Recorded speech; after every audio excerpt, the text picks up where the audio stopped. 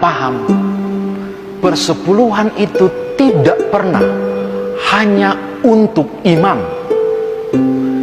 apalagi untuk imam dan keluarga. Oh, berdosa sekali. Di Alkitab dikasih jelas sesuatu yang luar biasa, Bapak Ibu. Ada 3 golongan selain bait Allah dan imam yang menerima persepuluhan itu. Ayo, pemanfaatannya coba lihat. Ada 3. Kalau saudara baca Ulangan pasal 14 ayat 29, kita menemukan 3 golongan itu. Yang tambahannya selain imam. Yang pertama imam tadi saya sudah bahas.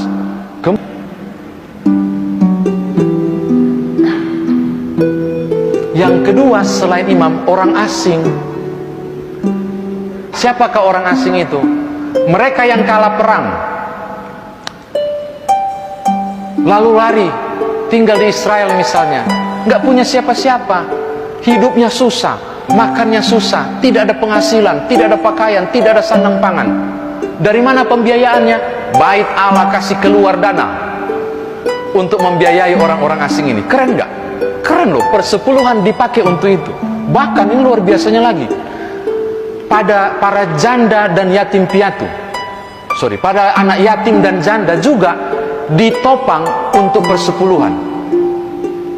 Janda yang dimaksud Bapak Ibu, jandanya orang Israel ya.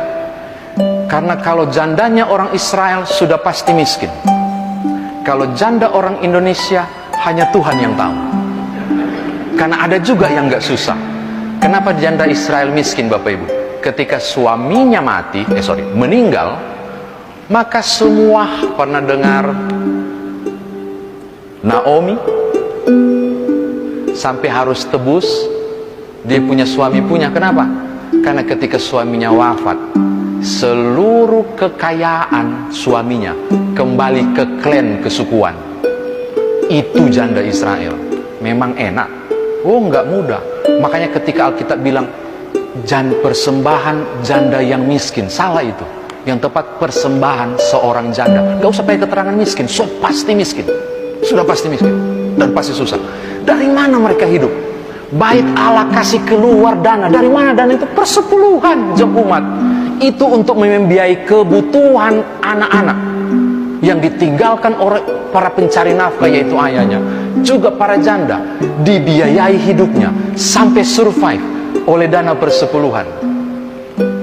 Makanya saya menolak dengan tegas persembahan persepuluhan bukan untuk pendeta. Gak bisa, itu bukan hakmu. Itu sebagian hakmu. Sebagiannya lagi punya bait Allah. Gereja punya mati lampu, itu dibiayai dari situ. Orang-orang asing, siapapun yang datang barangkali, bantuan sosial atau apapun.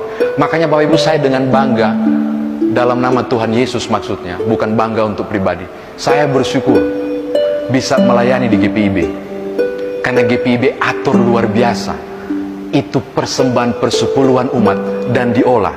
Oke, ini sebagian ditentang kirim ke Sinodos for Pendeta Nyoman Pegaji. Lalu ini for kalau ada proposal bantuan sosial, atau barangkali GPIB Karis Pulau Gebang yang kami dengar mau bangun kantor gereja. Saya sengaja kasih siar di sini. Bantu akan. Itu dari situ. Ada anak di sini, Bu, Ibu Pendeta, saya nggak tahu nama program kita sama nggak? Diakonia, bantuan diakonia. Itu dari situ. Saya mau bilang, dalam nama Tuhan Yesus, dalam kerendahan, aku bangga melayani Tuhan di GPIB.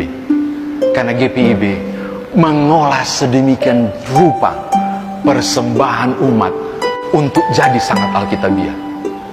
Gitu.